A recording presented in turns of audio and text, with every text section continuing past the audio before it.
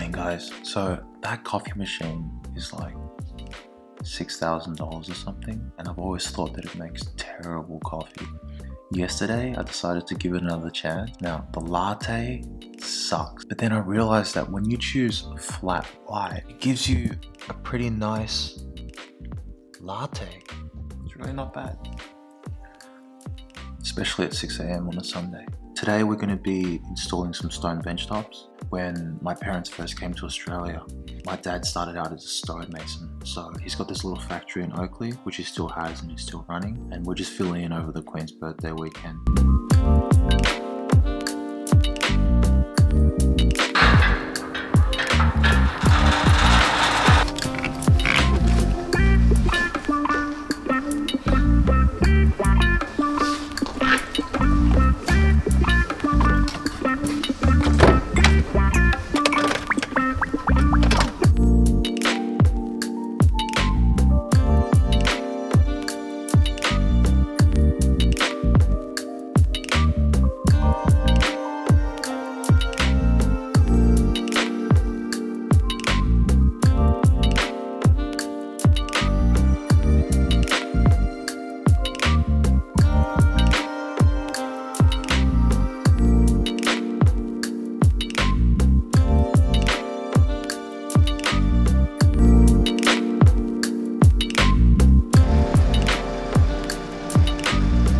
Alright, so we've just arrived here in Moonee Ponds.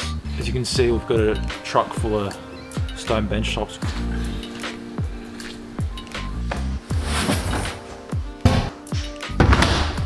This is a template. This is what the cabinet makers use to mark out what shape the stone needs to be. They cut this template for the stone, lay it on the bench. The stonemason comes, measures the template, and then manufactures everything in the factory. Yeah. Because we've already manufactured the stone to the right sizes, we don't need the templates anymore. So we're just going to take them off.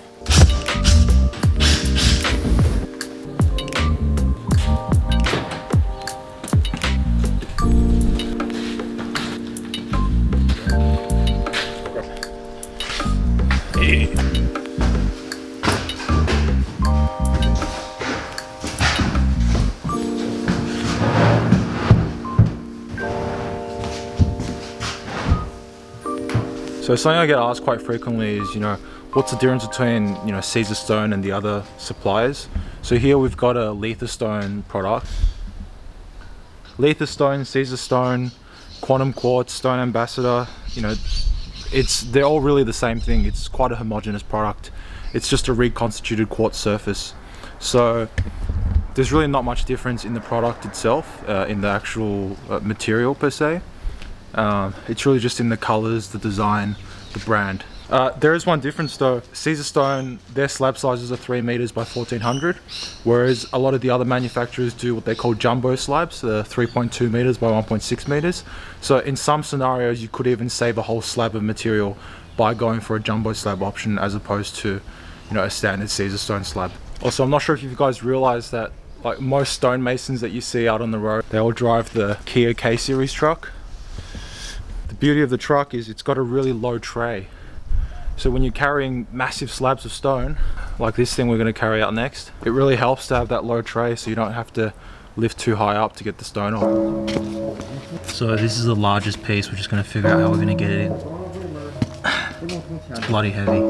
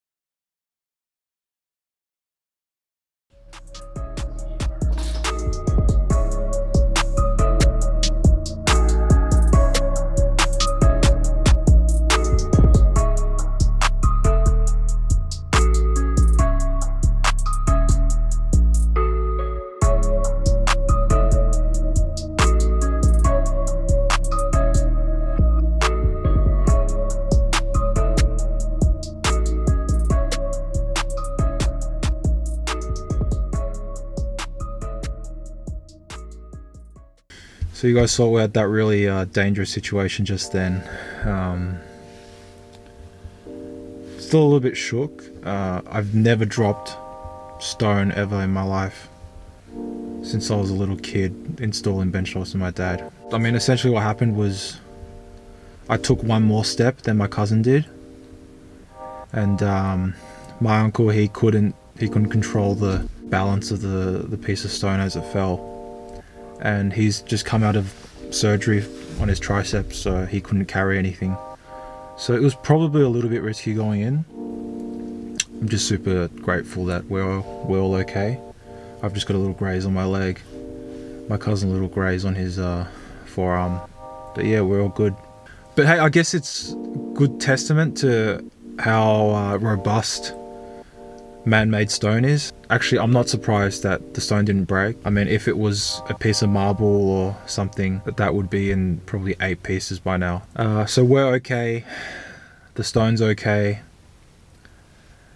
And yeah, we're just gonna get on. Probably grab some food and get on with the day. Hey, whose dog is this?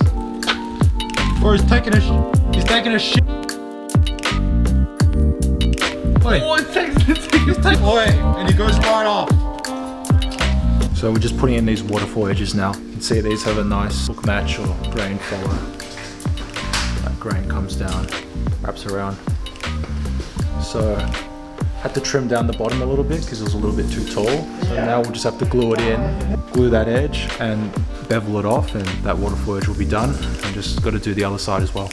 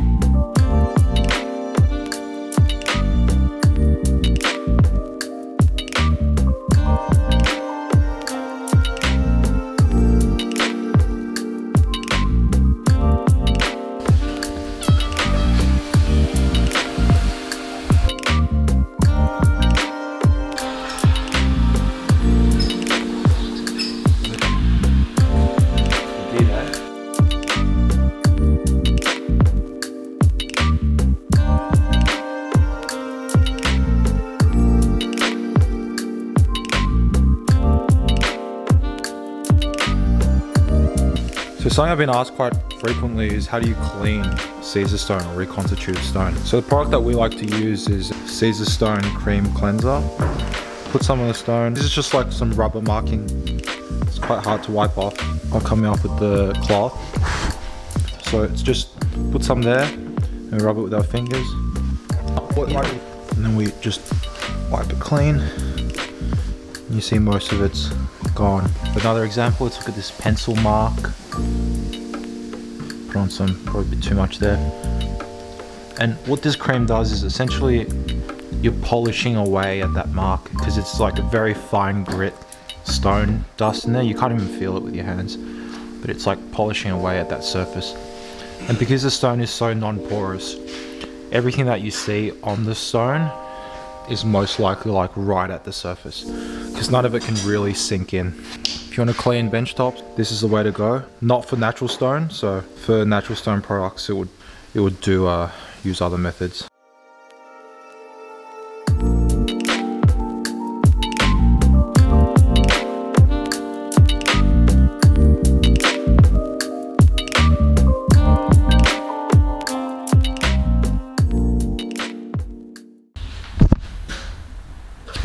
So we're trying to install this vanity and this architrave's in the way.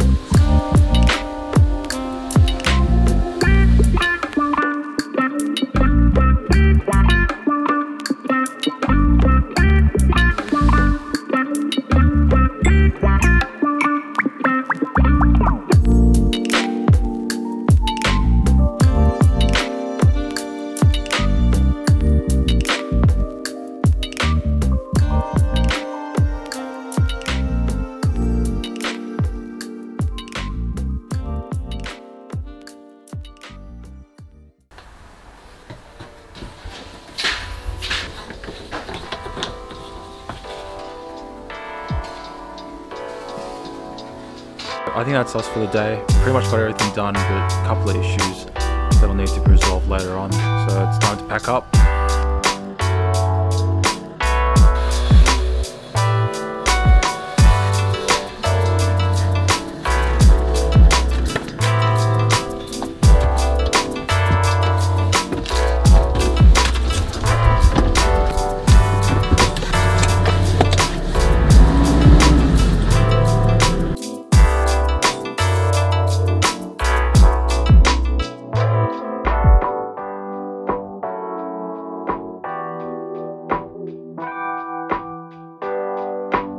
Oh look, wait, they look like giraffes, mate. Look at the red ones. Hold on, let me zoom in. Giraffes! They look like giraffes. They are giraffes. That's a star. What's that?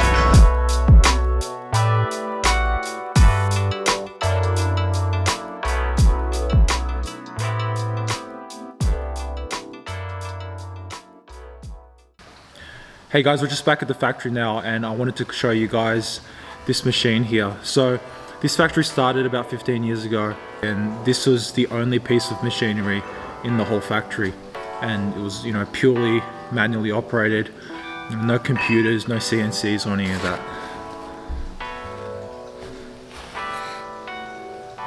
And I remember as a kid, you know, spending a lot of time at this factory around this machine, and spending a lot of time on site installing bench tops and whatnot, like what we were doing today. And I really don't do it very often. I really don't know how to do it really. Was just there to help out. But you know, now the factory's got all these fancy computer operated machines, you know, and it's twice as big as it used to be. Goes all the way down there. I can't find the light switch, so I can't show you guys, but yeah.